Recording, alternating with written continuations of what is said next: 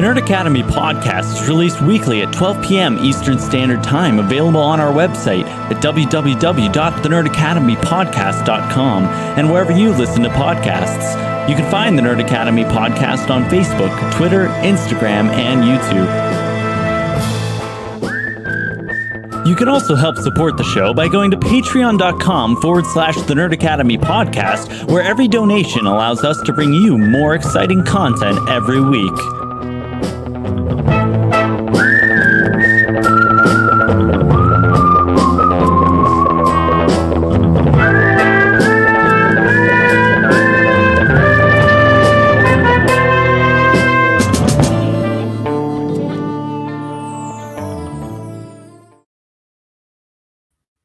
Good morning, class, and welcome back to the Nerd Academy Movie Club, the show where your favorite nerds sit down and watch some movies. We are here at the final installment of So Bad It's Good Month, and I am joined by the one, the only, the ever-present, the uncomparable. We got Devin Armel. Yay! We got the cat in the fucking hat. Woo! We do. Dude. We always say this, but if you are not a part of the Patreon to watch our commentaries, like, I think Jarod has a contagious laugh.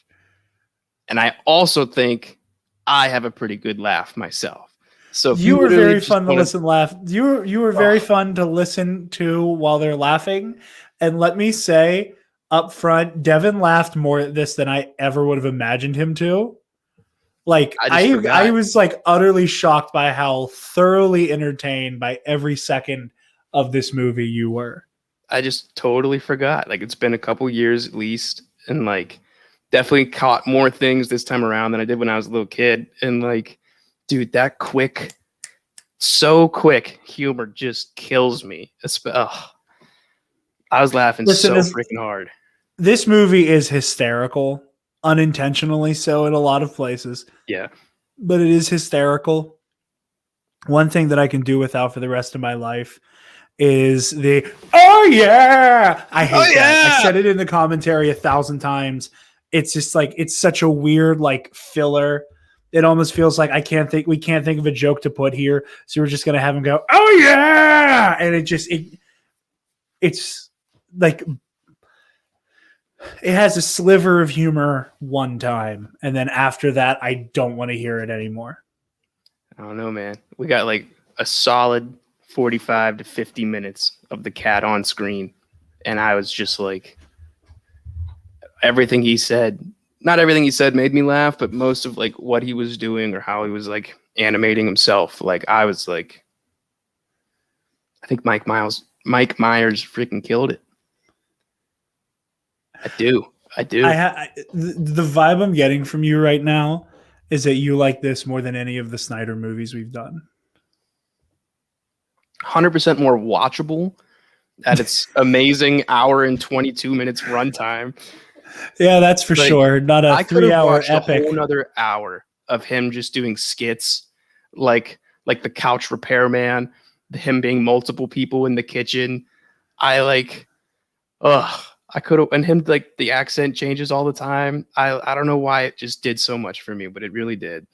I'm a little embarrassed of how much fun I had with this freaking movie, especially seeing some of the numbers. Yeah, I was going to say, speaking of which, Devin, do you have some numbers for me? I do have the numbers. Guys, The Cat in the Hat came out November 21st, 2003. It's an hour and 22 minutes long. The movie has a rating of 4 out of 10 on IMDb. It has a generous 9% on Rotten Tomatoes and a 19% on Metacritic. Jarod, the budget of this movie, where did it go? $109 million for 2003 with mostly practical effects. What? I know. What? 100. You're lying to me. You're lying. You're lying. I don't believe you. Estimated $109 million, and it grossed $134 million. So we got $25 million in profit. Hopefully the Universal ride did a hell of a lot more than that. Where did it go? Where? Alec Baldwin and Mike Myers. I guess it's like 2003 though, like $20 million a picture. I feel like wasn't huge until like the late 2000s, unless you were in like a franchise like Johnny Depp and freaking Pirates of the Caribbean. I'm sure by like the second or third one, he was clearing 20 million a picture. But like, where did the money go? It cannot just be for the fake freaking car. It cannot just be for like the CGI / like Dr. Seuss Hell World or whatever. Where did the money go? Wow. That is an insane budget. And like, the movie's an hour and 22 minutes long. How the hell? That is so much. See it or not, but like $109 million on like multiple websites now. Where did it go? I don't understand. Anyways, guys, the director of the movie It had to have gone to Myers and Baldwin. It had to have. Like the CGI, that's definitely going to be a feat. Like it's still 2003, and like even then, a lot of the CGI hasn't aged well. So like that's 10 minutes, 15 minutes of screen time in like a very CGI filled, and then like the cleaning of the house scene. Like I know they had some elaborate set pieces, like they had like the party that was under the tunnel, and then they had like several dance numbers and everything. I just cannot wrap my head around $109 million. That sounds like it was way too much money. I got nothing. That's insane. My hands don't cramp writing checks. Clearly, and neither did Universal's. Also, while you talk, I'm going to fact check whether or not there was ever a Cat in the Hat ride in Universal. All right, guys, moving on with our info section. The director of this movie is Bo Welsh, and the cast is Mike Myers, Alec Baldwin, Kelly Preston, Dakota Fanning, and Spencer Breslin. And the movie also won a Razzle Award for Worst Excuse for an Actual Movie. That seems a little harsh. It does have, there is a Cat in the Hat ride at Universal. You are right. I did not think there was one. As soon as they got in that freaking boat, I was like, something about this feels more than like nostalgic. Like feels like it wasn't a boat. It was Mrs. Kwan. Oh, Mrs. Kwan. You survived the Kwan. That's another thing I want to touch on. Is that like,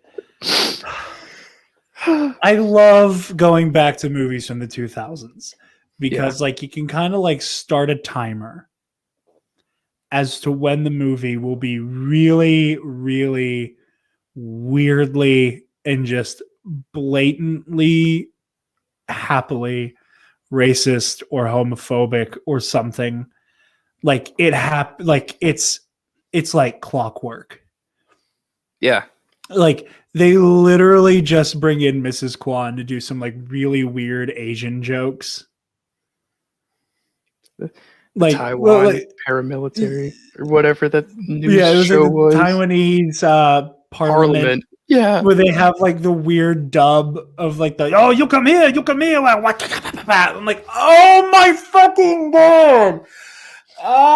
This is so racist. Early 2000s don't care. Early 2000s did not care, and sheesh, it's hard to watch sometimes. Yeah, they literally just bring her in to make weird Asian jokes, and then the cat literally puts her in the closet. And then she's basically removed from the movie until like they get a phone call. Mrs. Kwan lies to Conrad and Sally's mom, and then she goes back to sleep, and then they ride her down a water slide. And then she's gone. Like it's literally just really weird Asian and fat jokes. And it's aged like milk. Like Alec There's Baldwin. Also like Alec Baldwin. There's also just like a lot of like weird, like, hey girl, hey kind of jokes from the cat that kind of make you scratch your head that I don't quite get. Like there's the really egregious one where it's like you destroyed the dress. It was like, oh honey, it was destroyed when I got here. And it's like this. Stop. Please, for the love of fuck, stop. I'm begging you. Dude, the cat might be more of like an agent of chaos than like Heath Ledger's Joker was. I mean, we briefly talked about this in the commentary, but like the cat is definitely some like omnipotent, powerful being. And it's not clear if he wants to help these kids or if he's like two birds, one stoning it. Like, I'll help them, but I'm also going to like mess a lot of things up along the way and get away with everything. So the cat's this like weird eldritch god that like, it's like almost Cthulhian. He's just like, he just shows up. It's like he senses in the universe there's like this hub of fun being had and fun being drained. And he's like, I can manipulate this weird schism in the fun. And he shows up and sends these kids down this psychotic path that he's completely in control of. Like, again, with this weird godlike power, he's shape-shifting, he's projecting his consciousness and his physical being. He has this like limitless arsenal of like high-tech equipment. You know, he has a fucking portal to, like we said, the Dr. Seuss Hellmouth. Like, he's so powerful. Like, imagine what he could do if he chose, like, not like chose violence in like the mean way. Mm-hmm. Like, if he chose to be a violent deity, what he could do with that. It's frightening, quite frankly. And that's why people hated this movie. I don't think people want to think about it. It's also an incredible critique of capitalism. As I started saying, as I said about 20 minutes in, it is not Cat in the Hat, it is Comrade in the Hat. Because like you got to think about it. So like aesthetically, we're looking at like this, like the Seussian like 1950s America. The mom's terrified about losing her job because she has this psychotic, you know, bourgeois capitalist pig boss. Cat in the Hats, you know, like, okay, where's your insurance? Here, sign this contract. Here are my lawyers. And then here I am, here to cause chaos, leave you in a situation of abject hopelessness. And now here I come, the one being with a solution to your problem that I caused. And what happens? Does the mom learn to like care less about her job and care more about her kids? No, it doesn't. No, she doesn't. But the Cat in the Hat goes on. There's not like the movie kind of doesn't have a happy ending because like the movie just happens. Like the plot is so weird because all Conrad learns is to not literally do the opposite of what he is told at all times. And Sally learns to lighten up a little bit. Yeah. Other than that, there's nothing gained here. Like the mom never really like goes, oh yeah, like, family's more important than work. And like those weird platitudes you get out of these kind of movies, right? Yeah. None of that happens. The Cat in the Hat just shows up, wrecks shit, and leaves. And I can only assume that he has siphoned off some amount of energy, or this is meant to be a very abstract commentary on capitalist America. It's one of the two. It needs to be one of the two. That is my like giant reach for the episode, is that it has to be one of the two. I welcome it. Because I myself am a little befuddled. I see the happy ending in like the changes of the kids' demeanors, especially because they're young. I feel like the mom was being like swayed by Alec Baldwin, like ship her son off, and by the end of it, she's like, "No, like you're toxic. My son's not like a criminal, but." I don't know. I mean, it's like it's not wrapped up in like the tidiest of bows, but it is like it gets wrapped up. Like there's a gift bag and some like tissue in there, and like they tried. They certainly tried. They tried what, $10 million worth of a try for each scene, apparently. I don't understand the 9% on Rotten Tomatoes. I'm well aware this is not like a great movie, but it's also like The Cat in the Hat. Like I know the Lorax was better. I know the Grinch was better, but like I'm so looking forward to December for Christmas movies. You have we're no gonna idea. Kill it, dude. But there is like, there's a place in this world for The Cat in the Hat. This anarchist, this like problematic at times, but always in control. It's fascinating to me. And honestly, if they made a sequel, I'd watch it. Oh my God, I'd be so over it. There's a Cat in the Hat sequel book. Yeah, it's like The Cat in the Hat is back or some shit like that. I want the book. I'm saying I want The Cat in the Hat is back. I want Mike Myers to don this horrifying makeup again. Oh, you know what they should do? You know what they should do? Kids? Universal. Hope you're listening. Yeah, it will involve the kids. I'm glad you said that. So, if I remember correctly, there is a book and animated special about a Grinch and a Cat in the Hat crossover. No way. Dude. The kids get caught in between Mike Myers as the Cat in the Hat and Jim Carrey as the Grinch, and they have to work together to, like, I don't know, make the kids believe in Christmas or some bullshit. I don't know. Yeah. But like they got to save the worlds or something. I don't know. 2-hour, 20-minute runtime. Sign it. Throw $100 million at the actors. We don't care. Like, directed by Zack Snyder. No. I'm kidding. Directed by Rian Johnson. Pain. It's a different conversation. RJ month is coming sometime, baby. We'll get to have these conversations in a non-Star Wars context. I would be note-taking during those viewings. It's going to be Brick Looper and Knives Out. Like, that's going to be the plan. But no, okay. Question.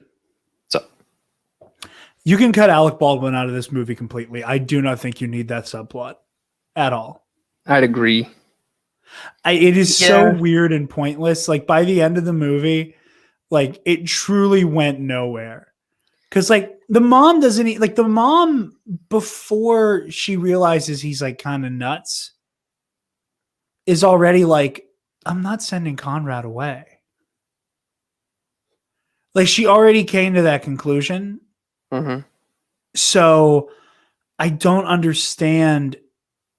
like the having him stick around so he can get like thrown to his death, and then the body horror of him being squeezed through the hose. Like, it's kind of redundant to have him there. Like, I don't know, like, have the mom be like, oh yeah, like I heard about this and I was considering it, and then she kind of dials back off of that, and you know, the family kind of has like a happily ever after. Like, it just feels weird. Yeah. I feel like they forced a tangible villain in the movie outside of like an expiration date, in quotes, with like the mom's coming back at this time, house seems to be in this condition. Like, it cannot be just like a race against the clock. I think they were like, we need to have a villain. We should probably make him someone goofy. Oh, Alec Baldwin, he was just in... we could use him. But as far as like, what was Baldwin in around this contributing to the plot, Alec didn't do a whole lot. anything. He really didn't do anything. And and it's so weird because I feel fairly confident that his paycheck is what led to the insane budget here, like this weirdly undeserved budget that I just don't understand. I don't get how you rationalize 109 million for 82 minutes of screen time. 82. At least 60% of the movie has practical effects in it, which I get, like, those sets and stuff are like expensive to build, but it's cheaper than CGI over like several big character-filled scenes. Looking through his filmography right now, like, let's say Cat in the Hat went in production in 2001 for a 2003 release date. Mm-hmm. The only thing here that screams he's a kids movie actor is his appearance in Thomas and the Magic Railroad. But in that, he played Mr. Conductor. Like, I don't see like a real pattern here that went like, he's our guy for this.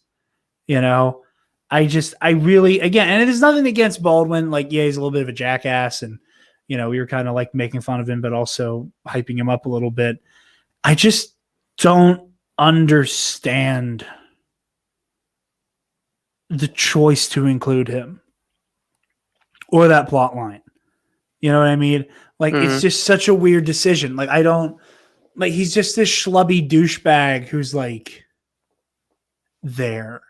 He doesn't do anything. He like suggests that Conrad gets shipped off, but Conrad doesn't do anything to convince his mother otherwise of it. She just comes to that conclusion on her own. Yeah, she just, wait a minute. She has no idea like of the decisions that he's made throughout this entire day. And she arrives home and is just like, he's a good kid, and like, I basically have faith that he'll turn out all right. Which, like, kudos to you, Mom, but like, you were pretty nervous that this kid was gonna like ruin your work party event thing.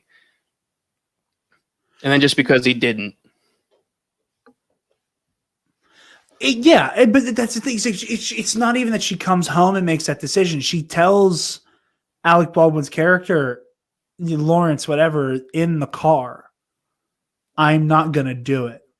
So, like, that's where, in my brain, I go, okay, Alec Baldwin's character, Lawrence, has not either created a situation wherein the suggestion that he made gets tanked, nor does he screw up. Does he create the situation and then screw it up?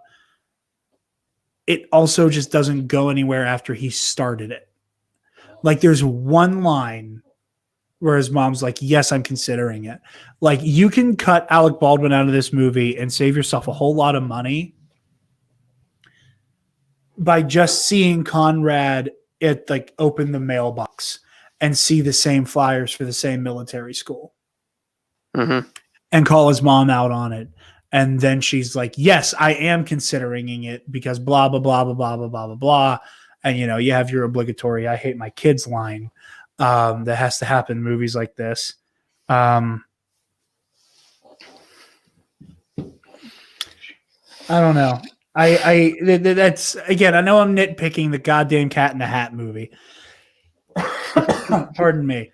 But it feels like a plot line you can probably excise and save a lot of money.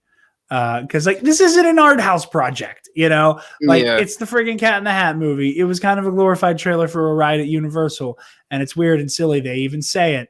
There's that line where it's like, oh, this would be a great theme park ride, like at Universal Studios. Cha-ching, there's that bit that I feel like that's all this movie was. And don't get me wrong. Again, it's so bad it's good month. It's incredible. It's hysterical. It's so weird. Like, The kitchen scene is probably one of the funniest things I've ever seen, and just a very weird meta comedy where, again, like the humor, like as a kid, it's funny because like he's saying these silly things, it's like Mhm. anything, it's like, I'll kill you. It'll look like an accident. Not only are you wrong, but you're stupid. Like those things are funny, but Mhm. like as an adult, if you think about it for like even a millisecond, like everything in this movie becomes instantly horrific. I guess I'm choosing not to be an adult today. Like no, but this is what you're talking about though. Like he's just this being that showed up. Yeah, He and just just kind of like arrives. convinced them through a musical number that he's like of no harm. He means no harm. Also, how long has the talking fish been a thing? Like, does the fish just start talking because of proximity to the cat? Yeah, the dog didn't The, start the, talking. the fish is still talking by the time he leaves, and the dog has a voice actor credit, which confused me. I didn't see that. So That's now weird. I'm wondering if they cut any scenes where Nevins is speaking.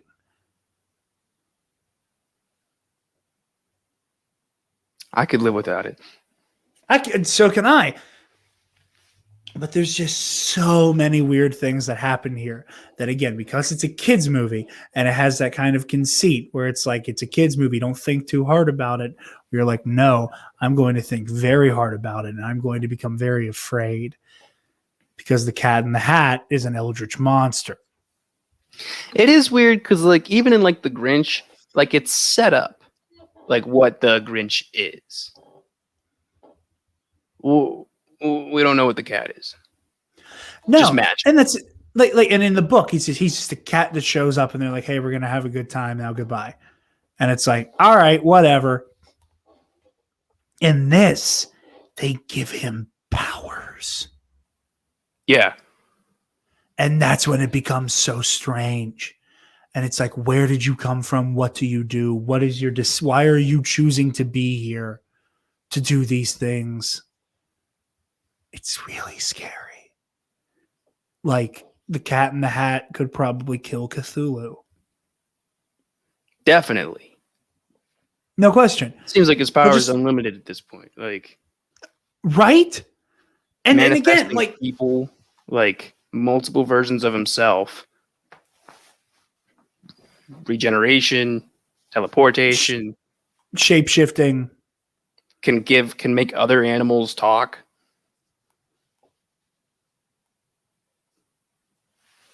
He's really, there's a level of like super power. Like, again, it's like we keep coming back to like, Thanos and Darkseid and fucking Cthulhu. Like it's just that he's just a force of nature. He's up there. And it just really is terrifying. Like, why did he come here? And he just walks into the sunset with thing 1 and thing 2. And it's like, what are we going to do tomorrow? And it's just like, the events of this day had so little impact on him. Yeah. That the second he leaves the room, he's planning his next misadventure. That's a little concerning. That's a little scary. Because I love it. Today was just Tuesday for him. You're right, After but I love everything that happened. After everything that like he turned these people's home into a portal to Susian hell. And it wasn't a big deal. Does he do that all the time? Is he trying to open up a network of portals? What if Concrete and Sally didn't learn their lesson? Just gonna walk away. Does he just leave it? It's a very like Rick and Morty thing. Like he just pops in and like might have good intentions, but if he fucks up, like walking through the portal, see you later, like not dealing with these problems. There's such weird shit here. And that's what I like. I like, it's really like working its way into my brain and I can't let it go. I really can't, because what if they didn't learn their lesson? Like, at what point, like, does the shot clock run out? Does his mom come home and go, "Oh, hi guys. Oh, that's a 400-foot drop straight down into purple muck." Like, at what point does he pull the plug and like inch them towards learning their lesson? Or is he like telepathically like nudging them in the right direction? Because there's a bit where they're in the city and he's like complaining about like thing one and thing two do the exact opposite of what you ask them to do.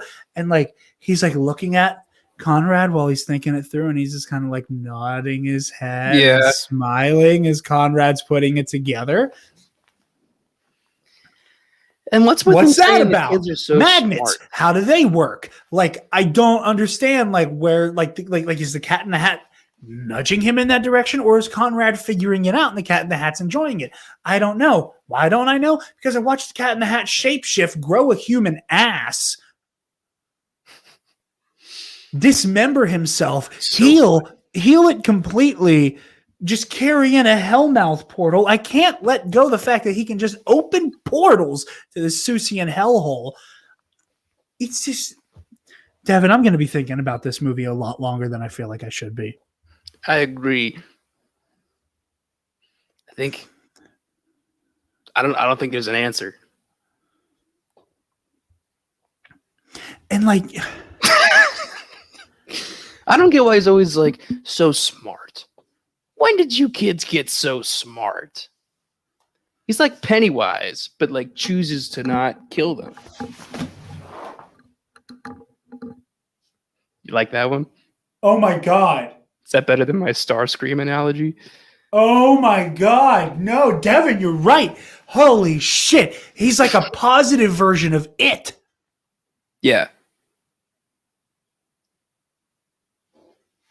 I wonder if that's like a thing. Like if Dr. Seuss saw the novel It and was just like, this is dark as shit. Like, I'm just going to make a cat like with all the same abilities. It would be the other way around, which makes it even really funnier. Yeah. It came out. The book came out in the 80s. Hold on. Yeah, you're going to have to fact check me as far as like who would precede who in that. I want to know like what the hell is like what the Google monitors are feeling right now. It's like the email account for this podcast won't stop Googling the Cat in the Hat. We need answers. Like, what is happening with the amount of Cat in the Hat things that this podcast Gmail won't stop Googling?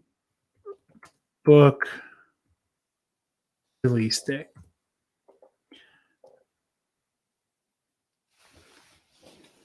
March 12th, 1957. For Cat in the Hat, which confirms my 1950s America aesthetic in the movie. nice. Good job. Okay, so it takes place during the Red Scare, basically. It book release date. I should have said the date because I knew I was right. September 15th, 1986. 30 years. So, what we You know were what that positing means? here. What? The cat is older than Pennywise. Think he's more powerful than Pennywise? I think so. So, okay. I understand more of the It lore than I wish I did. Because I read the book and became very familiar with how it ties in with the rest of Stephen King's works. Okay. So, here's what I'm going to say. We all refer to it as Pennywise because that's its favorite form. But it, as a being, can only go by the name It. So when I say it, I am not talking about the scary clown with a balloon, because that's Pennywise. It is the terrifying spider creature that can like open its mouth and shine lights into you that shuts your soul off. And that's what I'm saying the Cat in the Hat can go a couple rounds with. Yeah. Cat in the Hat does not have a soul. Maybe he does. But then you get to that thing where it's like, can you suck God's soul out? Yeah. Like, what if two its were together and had beef? And it was like, Can a you territorial battle. deadlight? Can you deadlight the it? Yeah. Can Ghost Rider penance stare another Ghost Rider? Yes. Oh, well, that's okay.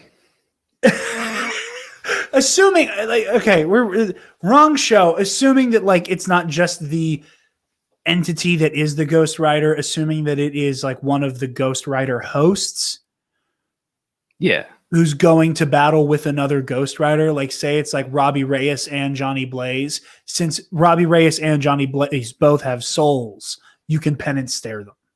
Okay. Good to know. Yes. Moving forward, I'm putting my money on the cat. I'm putting my money on the cat as well. And there's a part of me that feels like now that like Stephen King in the coked out bender he was on when he wrote it, like created the anti-Cat in the Hat.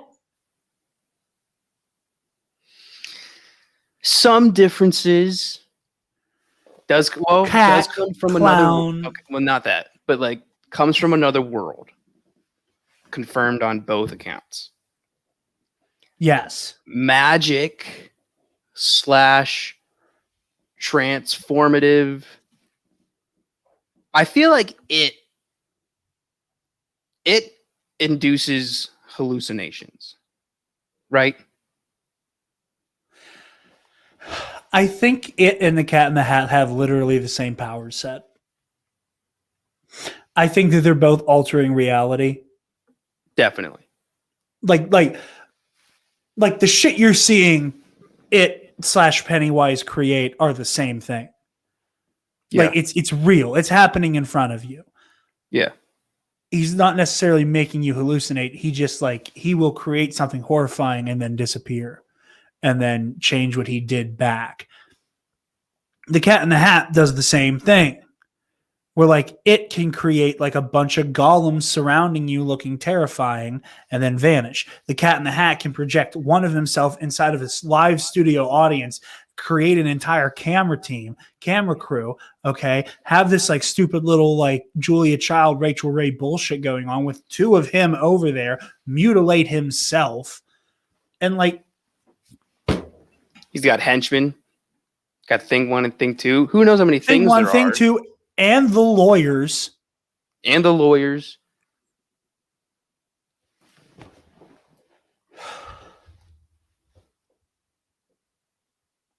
I'm going to put a poll on Twitter. Yes. We will. On the Schmodown. Sure. Huh? For the Schmodown. No. The Cat in the Hat versus it. Yeah. It's going to be Mike Myers' Cat in the Hat. It's going to be the picture of him with the baseball bat. Look, here's another thing behind that I want to. Here's another thing that I want to address. Beep Richie. I want to address is I don't know how this movie only has one fucking meme. Meme? How is this movie only spawned the one meme? Oh, now I understand what you're saying. Like, don't get me wrong. I love the Cat in the Hat. Like, wound up getting ready to dome the kid. Like, I like that meme. Mm-hmm. But how is there only one? I think because so many people have forgotten. Like, this is not a Christmas movie. This is not a holiday. I don't think this is anyone's, like, childhood, like, guilty pleasure nostalgic movie. Like, it didn't get a lot of traction. How is it? But somebody had to go back and watch this movie to get to that part. Right? How is it just that? Like, I've seen like the "you're not just stupid, you're wrong" be used as like, a reaction meme, but it never was one of those like it never like took off. It wasn't like Ugandan Knuckles or Doge or Harambe. Like it wasn't like a meme, and it was a short-lived meme. It wasn't a timeless one. If we have memes that just don't die about Shrek and The Room and the fact that the entirety of the screenplay of Revenge of the Sith is a goddamn meme. How is this weird ass movie not more memed? Because it is so memeable. How? I don't get it. I think it whenever we did see it, that concept was too ahead of our time. I agree completely, but it also was for Shrek. But retroactively, Shrek has become a meme. Yeah, but everyone loves Shrek. Like, look at the Rotten Tomatoes for Shrek, and everyone freaking loves it. I want to. Who was it? It was one of my favorite YouTubers. I think it was Quentin Reviews. Put out a tweet the other day that said, "Had it not been for Shrek 2, the Shrek franchise would not be this well remembered." And I agree with him completely. And I love Shrek 2. I think Shrek 2 is the best Shrek movie. I agree. We'll do a Shrek month eventually. That'll be a thing. Beautiful. But yeah, I 100% am like. This movie deserves more memes. Yeah, man. This movie deserves more Earth memes. to be like fair, but The treasure troves. This and Battlefield Earth need to just like be dropped on Reddit. Yeah, and just be like, watch it, report back with your best work. Dude, we'd be sitting there for hours.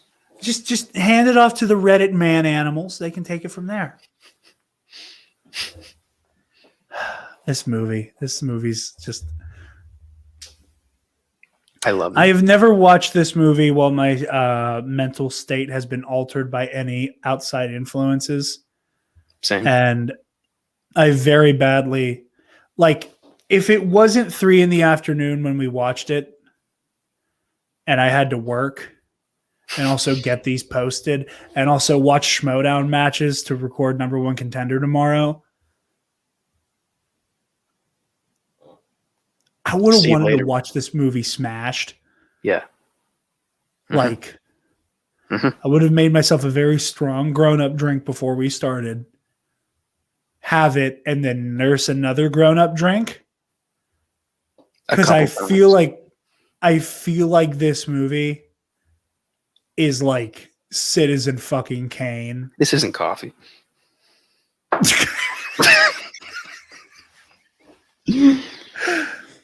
Like I don't know, man. I don't know, but yeah.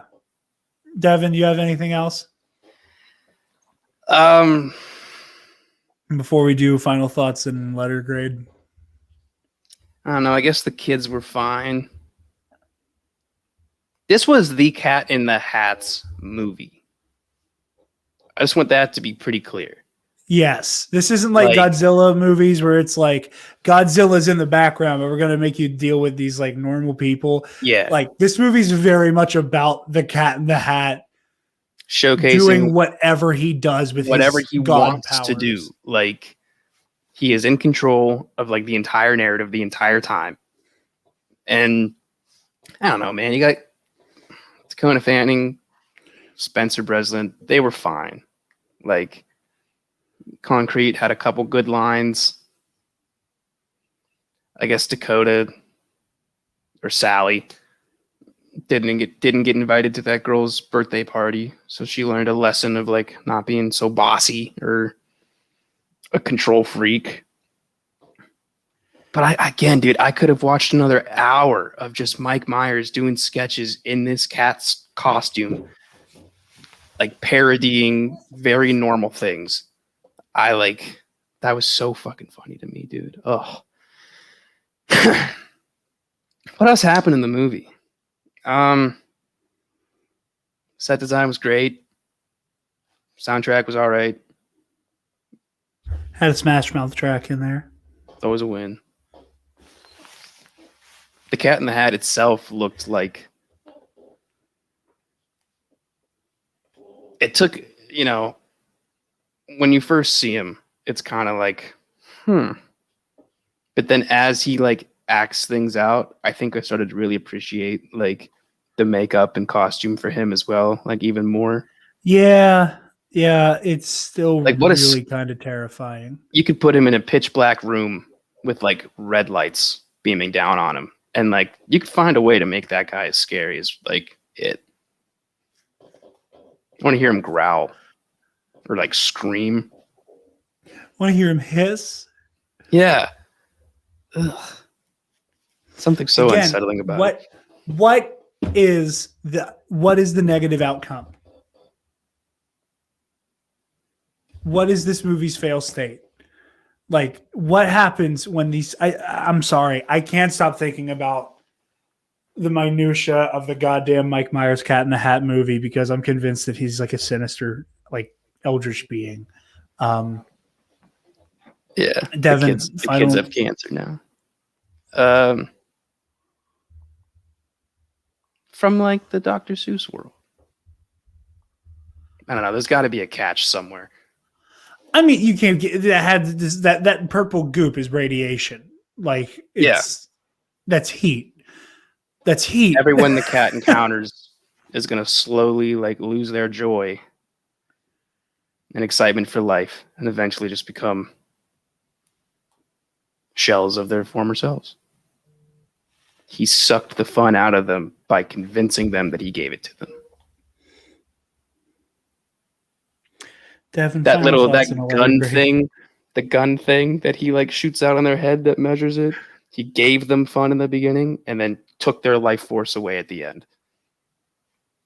Or he drugged them or sedated them. I don't know, man. I think he might just like be slowly.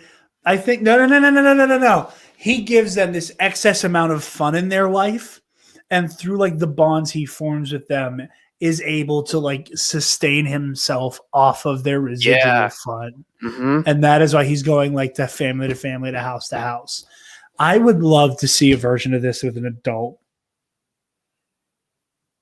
Like the cat interacting with adults? Yes. I want to see the cat show up at like a frat party. Like they're doing cake stands and he's just like, fun. That you in the middle. Like it'd be, oh my God. Just. I want to see it all. I want to see Universal.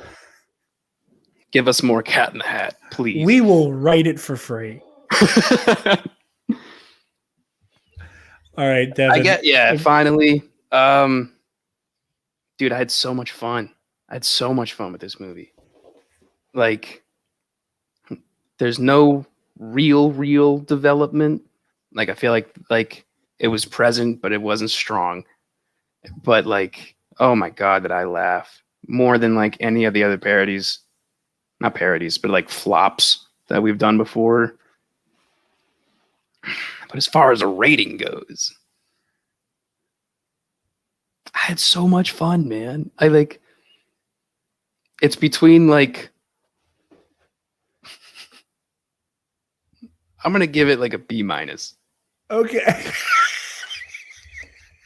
There's so little that I didn't like about the movie. You were so genuinely entertained during the audio commentary that I was like, there's no way this movie gets lower than a C. I was like, no.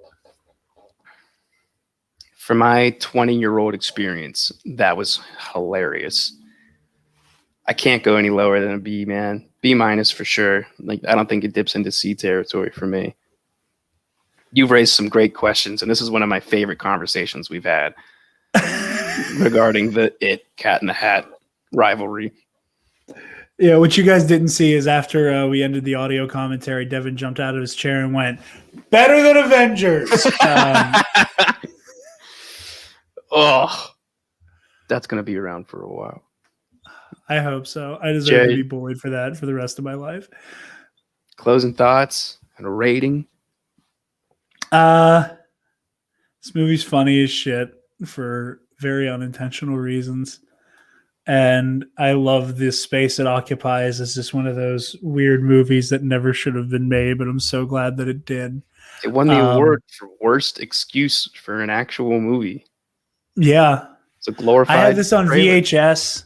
I remember like in the credits, there's like a weird commercial for Universal Studios that just like I think about a lot, and I don't know why, but I'm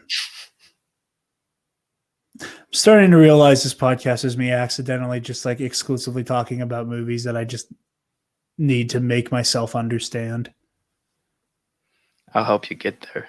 or like vent my nostalgia, like with Wild Wild West and now this. Anyway, not me having like an existential crisis about podcasting on air. I really enjoy it. It's hysterical. I can't give it higher than just a middle of the ground C. This movie's absolutely a 50-50, but it's hysterical and deserves more memes. So many more with movies. Keep this so movie many alive. more. I agree. It's also free on Netflix, so like it's primed to get memed. Like go watch it on Netflix and make memes, you cowards. Flood the Nerd Academy Twitter with your Cat in the Hat memes. We want them. Please. We want them all. With that, Devin, where can the lovely people find you, my friend? Guys, you can follow me on Instagram at Devin J. Armel, and you can follow me on Twitter at DevinArmel1. Jarod, where are you on the webs? I like how you started doing a more aggressive version of what Travis does now. Because Travis just goes, Jarod, where? But taking it up a notch. You guys can find me on Facebook and Twitter and Instagram. Find me on Twitter and Instagram at DarkJedi2552. You can find the Nerd Academy podcast on Facebook, Twitter, Instagram, YouTube, and on our website, www.thenerdacademypodcast.com. Or if you're feeling generous, you can donate to our Patreon page. Speaking of our patrons, thank you to our $10 alumnus who hear this a week early. Thank you to Kazembrion, the Waffle Wizard, Delta 9, and Zach Knaus. You guys help us make the content that we love to produce. Be sure to check out the $5 tier where you get access to the audio commentaries that we do for this show, as well as Heroic History 101 and the Knights of the Nerd Republic Versus series. You can also click on the student store link on our website where you can go check out our TeePublic, where you can get all manner of Nerd Academy merch and goodies. And be sure to like, comment, share, and subscribe. Do all the things and help get more eyes on our lovely little academy/network. With that, thank you all so very much for watching/listening, whichever version of the show you are tuning into. The month of May for the next 3 years is going to be dedicated to the Skywalker saga, and we are starting where it all started with Star Wars Episode 4, A New Hope, next time on Nerd Academy Movie Club. So tune in for that. Thank you all so very much for listening. And cut.